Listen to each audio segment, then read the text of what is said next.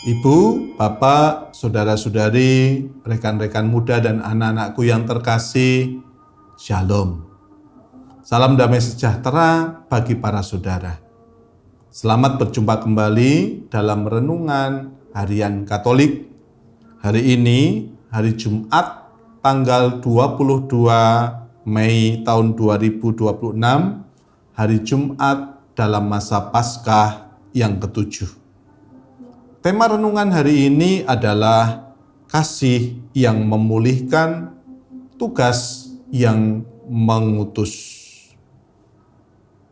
Hari ini kita memasuki hari ke-8 novena Roh Kudus. Suasana batin kita diajak untuk semakin mengerucut pada kesiapan hati kita menerima Sang Penghibur.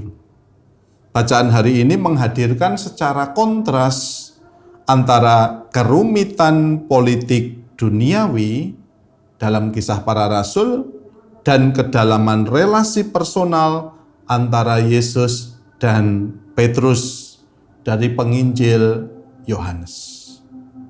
Mari kita merenungkan dari bacaan-bacaan hari ini. Yang pertama, dialektika dunia vs kebenaran iman. Nah, Pak Saudara, dalam Kisah Para Rasul, kita melihat Paulus terjepit dalam birokrasi antara Festus dan Agripa.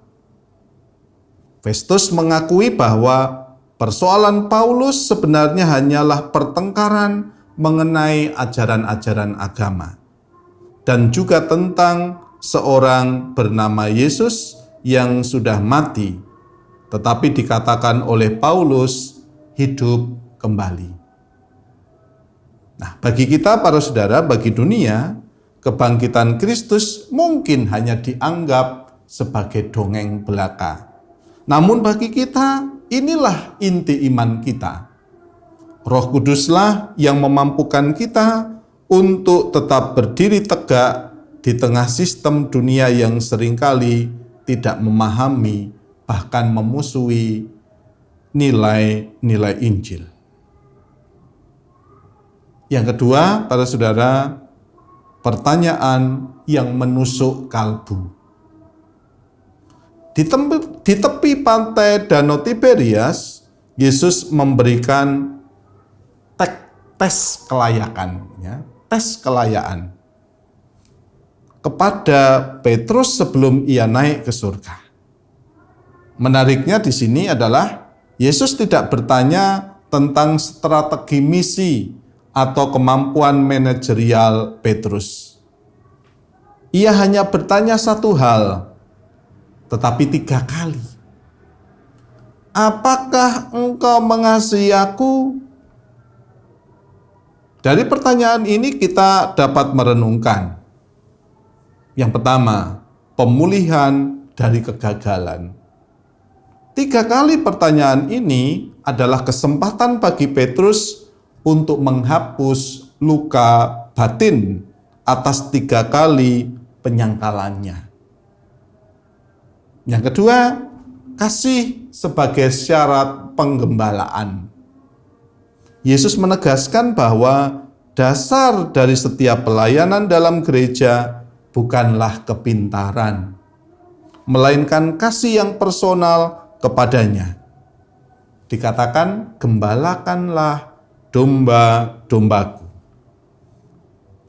Hanya bisa dilakukan jika kita memiliki kasih yang tuntas pada gembala agung kita. Dan yang ketiga, konsekuensi kasih. Mengasihi Yesus berarti siap diikat dan dibawa ke tempat yang tidak engkau kehendaki. Maka di sini kasih menuntut penyerahan diri yang total. Permenungan yang terakhir yaitu menghidupi buah-buah roh. Di hari ke-8 novena kita mohon agar Roh Kudus mematangkan buah yang ada di dalam diri kita. Jika karunia Roh Kudus adalah alat yang diberikan Tuhan, maka buah roh adalah hasil atau karakter yang memancar dari diri kita, yaitu buah-buah roh. Nah, Rasul Paulus menunjukkan salah satu buah itu, yaitu kesetiaan. Meski ia berada dalam penjara dan diombang-ambingkan oleh penguasa politik, yaitu Festus dan Agripa, ia tetap teguh karena kasihnya kepada Kristus. Demikian juga di tengah hiruk-pikuk kota besar yang seringkali memicu stres dan egoisme, kita dipanggil untuk menjawab dengan kasih. Saat kita merasa lelah dengan rutinitas, dengarlah pertanyaan Yesus. Apakah engkau mengasihi aku? Biarkan kasih itu menjadi motor penggerak pekerjaan kita. Kita juga dipanggil untuk menjadi pembawa damai. Di lingkungan rumah atau kantor yang mungkin penuh kompetisi, hadirkan buah kesabaran dan kelemah lembutan. Kita juga dipanggil untuk memberi diri, seperti Petrus yang akhirnya menyerahkan seluruh hidupnya.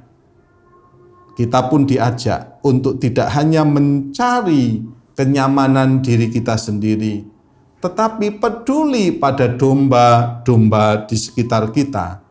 Mereka yang miskin, mereka yang tersisih, mereka yang kesusahan, mereka yang sedang menderita. Disitulah kita akan dibimbing untuk menghidupi buah-buah Roh Kudus. Disitulah kita seperti Paulus yang berani menampilkan nilai-nilai Injil yang sejati. Semoga para saudara, Roh Kudus yang kita nantikan itu sungguh-sungguh mengubah hati kita menjadi semakin memiliki kasih, damai, dan pemberian diri. Kemuliaan kepada Bapa dan Putra dan Roh Kudus, seperti pada permulaan, sekarang, selalu, dan sepanjang segala abad. Amin.